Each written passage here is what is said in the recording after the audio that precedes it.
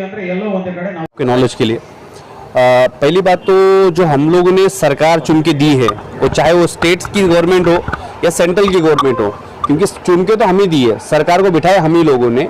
और हम लोगों के पास ये हिम्मत नहीं आ रही कभी कि हम सरकार से कोई जाके चीज़ पूछे, क्योंकि ये जिम्मेदारी ना किसी संगठन की होती है ना किसी पॉलिटिशियन लीडर की होती है, ये जिम्मेदारी होती है सोसाइटी के पूरे लोगों की।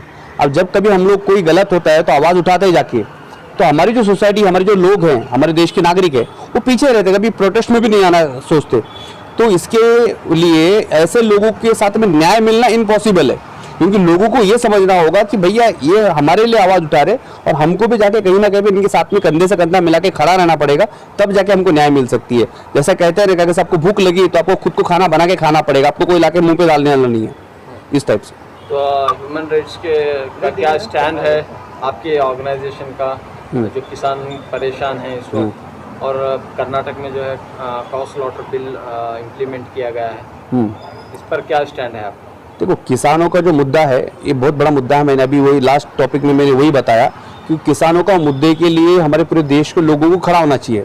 कभी क्या होता है, कभी मुसलमानों का मुद्दा बनता है तो मुसलमान खड़े हो जाते हैं, कभी युद्ध का मुद्दा बनता है तो युद्ध खड़े हो जाते, कभी किसानों का मुद्दा बनता है तो किसान खड़े हो जाते, कभी दलित का मुद्दा बनता है तो दलित खड़े हो जाते।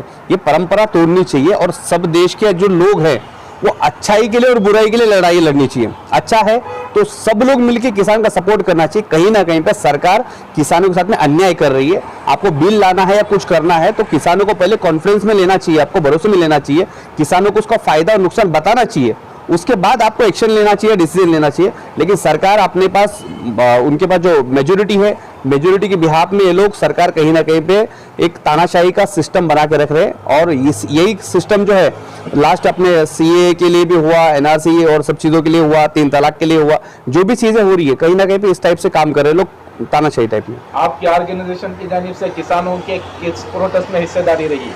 हमारा भी शामिल रहे आप? अभी जो करंट प्रोटेस्ट जो चल रहा है वहाँ पे हमारी जो लोकल टीम है, दिल्ली की टीम हमारे वहाँ पे शामिल है, वहाँ पे हरियाणा की टीम मेरी शामिल है, पंजाब की टीम शामिल है, वहाँ पे हिमाचल की टीम वहाँ पे शामिल है।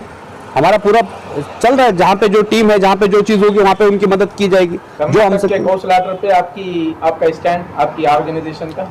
हमारा स्टैंड सब जगह पे है, कर्नाटक के लिए नहीं है। हमारा स्टैंड पूरे देश के लिए है। जहाँ जहाँ पे देश के अंदर लोगों के साथ में अन्याय अत्याचार होगा, human rights council of India उसका विरोध करेगी। पूरा नाम आपका? मेरा पूरा नाम Haji Shaikh, human rights council of India founder president. Thank you. Office इस पे दिल्ली से हैं, मतलब जैसे कि हमारी ऑर्गेनाइजेशन अल्हम्दुलिल्लाह अच्छे तरीके से काम कर रही है, ये सबको मालूम है और कोई भी बात छुपी नहीं होती, बात खुल के आ जाती है।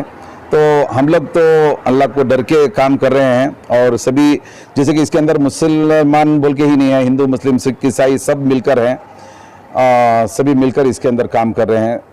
तो बस मैं यही कहना चाहता हूँ कि बिल्कुल थैंक यू। काम के सिलसिले में क्या इक़दाम करेंगे? बिल्कुल बिल्कुल बिल्कुल सही बात है ये। बहुत से लोग जैसे कि human right council of India, इसी तरह से बहुत से ऑर्गेनाइजेशन जमा कर मतलब पैसा वसूल करना, मतलब ये लोगों के दिल में वो डर नहीं रहा। जैसे कि किसी का रिश्ता तोड़ना है पैसे लेते हैं, किसी का रिश्ता जोड़ना है पैसे लेते हैं, किसी की ज़मीन पर कब्जा हो रहा है इस तरह से पैसे लेते हैं। तो ऐसे भी बहुत से ऑर्गेनाइजेशन है, मगर हमारी ऑर्गेनाइजेशन ऐसी है कि आज तक किसी का 1 रुपया हमने नहीं लिया है। अगर कभी किसी को 1 रुपया भी लिए आप देखेंगे तो आप कंप्लेंट कर सकते हैं।